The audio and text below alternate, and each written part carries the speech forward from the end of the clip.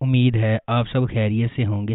اگر آپ نے ابھی تک ہمارا چینل سبسکرائب نہیں کیا تو اسے ابھی سبسکرائب کر لیں اور بیل آئیکن کو دبانا بالکل بھی مت بھولیں۔ شکریہ۔ نمبر 10، ان لمیٹڈ لو۔ ان لمیٹڈ لو خلیل ابراہیم کارسو کی کہانی ہے، جو اپنی پیدائش کے وقت بحیرہ اسود کے گاؤں میں واپس آتا ہے۔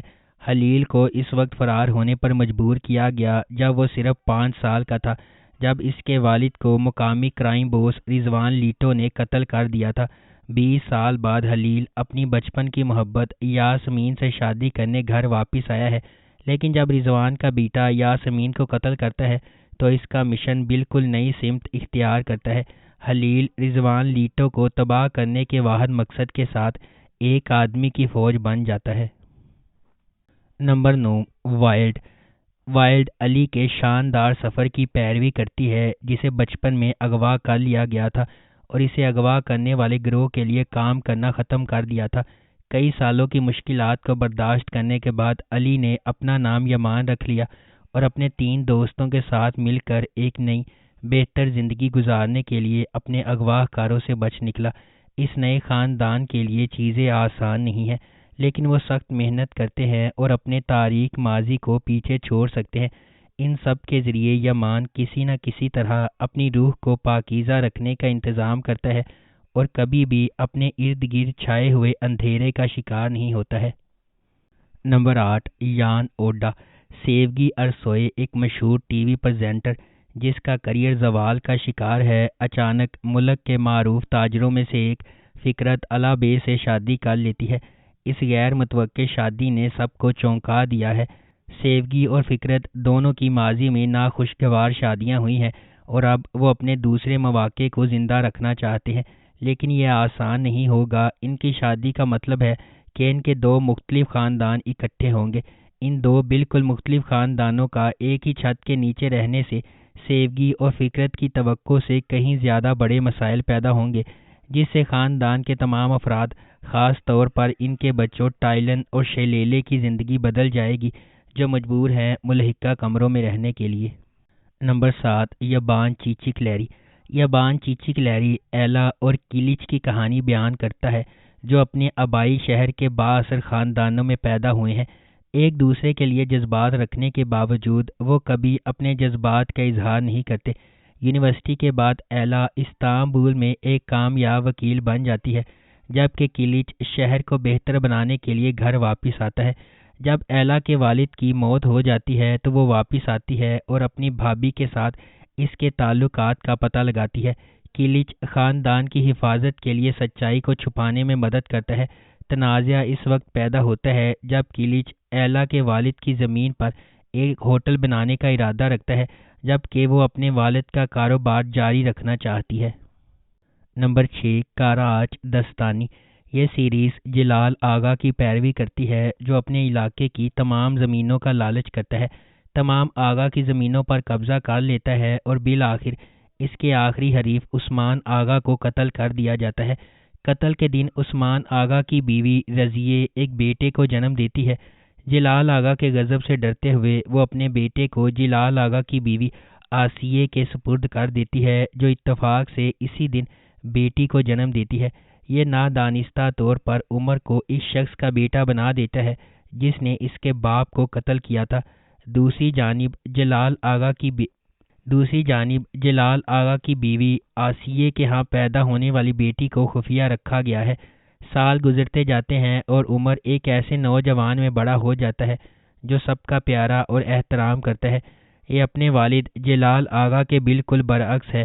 تیرے اسنا سلطان شہر میں دوبارہ نمودار ہوتی ہے، عثمان آغا کی بیٹی ہونے کا دعویٰ کرتی ہے اور بدلہ لینا چاہتی ہے۔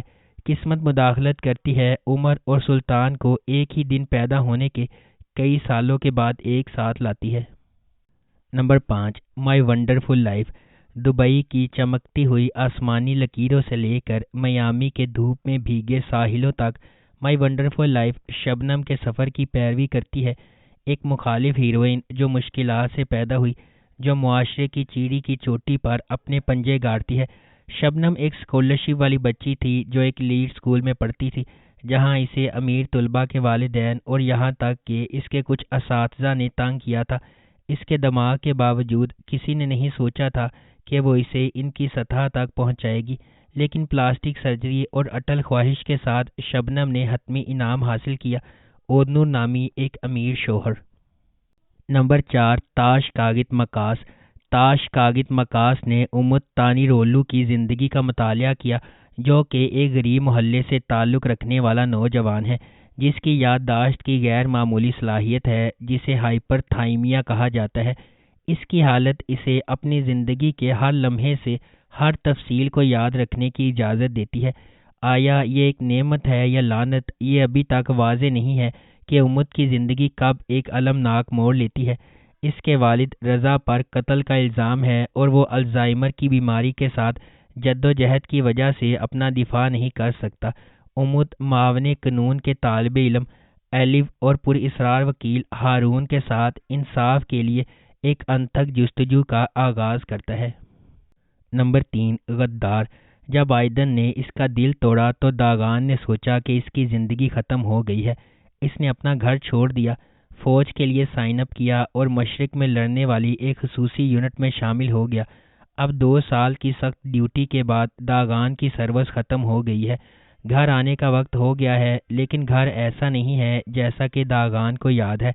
اس کا خاندان بکھر گیا ہے اور اس کے پرانے پڑوس نے ایک تاریک انڈرورلڈ کو راستہ دے دیا ہے۔ آئیدن چلی گئی ہے اور یہاں تک کہ پرانے دوست جو باقی رہ گئے ہیں وہ سب مشکوک تعاقب میں پھنسے ہوئے دکھائی دیتے ہیں۔ جب اس کے چاہنے والے خطرے میں آتے ہیں تو داغان ہچکچاتے ہوئے ایک پیشہ ور ہٹ مین بننے کی پیشکش قبول کرتا ہے۔ نمبر 2، ہائیڈ می۔ میتے اور ناز، جو امیر اور بااثر گھرانوں میں پیدا ہوئے، اپنے بچپن میں کیے گئے ایک وعدے کے پابند ہیں۔ یہ وعدہ ایک المناک واقعے سے ہوا ہے جہاں ناز کی بے گناہی پر سمجھوتا کیا گیا تھا اور میتے کے خاندان نے غیر متزلزل حمایت کی پیشکش کی۔ جیسے جیسے وہ بڑے ہوتے جاتے ہیں، ان کا رشتہ گرما گرم دلائل اور پرجوش مصالحت کا رولر کوسٹر بن جاتا ہے۔ میتے بچپن کے وعدے کو نبھانے کے لیے پرعزم ہے، ناز سے شادی کرنے کے لیے بیرون ملک تعلیم حاصل کر کے واپس آتا ہے، تاہم قسمت اس وقت مداخلت کرتی ہے جب ناز کی وفادار نوکر انجیلا کے ساتھ راستے عبور ہوتے ہیں۔ نمبر 1، اینادر لو۔ اینادر لو مشہور اینکر پرسن کینان اور پرجوش پروسیکیوٹر لیلا کی طاقتور کہانی سناتی ہے جو قتل کی تفتیش کے دوران راستے عبور کرتے ہیں اور اصرار، تناؤ اور جذبے سے بھرے رشتے میں جڑ جاتے ہیں۔ جیسے جیسے ماضی سے مبہم انکشافات سامنے آتے ہیں، ان کا سامنا چونکا دینے والی سچائیوں سے ہوتا ہے جو انہیں ہمیشہ کے لیے بدل دیتے ہیں۔ سیریل کلر کیس کینان کی کوریج کی بدولت سرخیوں میں آتا ہے، جو لیلا کی طرح قاتل کے تعاقب میں جاتا ہے۔ جیسے جیسے تفتیش گہری ہوتی جاتی ہے، لیلا کو احساس ہوتا ہے کہ یہ کیس ان کے خاندان میں طویل عرصے سے چھپے ہوئے تاریک واقعات سے جڑا ہوا ہے جو ان سب کو پریشان کرنے کے لیے واپس آئے گا۔ اگر آپ کو ہماری یہ ویڈیو پسند آئی ہے تو اسے لائک کریں، شیئر کریں اور ہمارے چینل کو سبسکرائب کرنا بالکل بھی مت بھولیں۔ آپ کا بہت شکریہ۔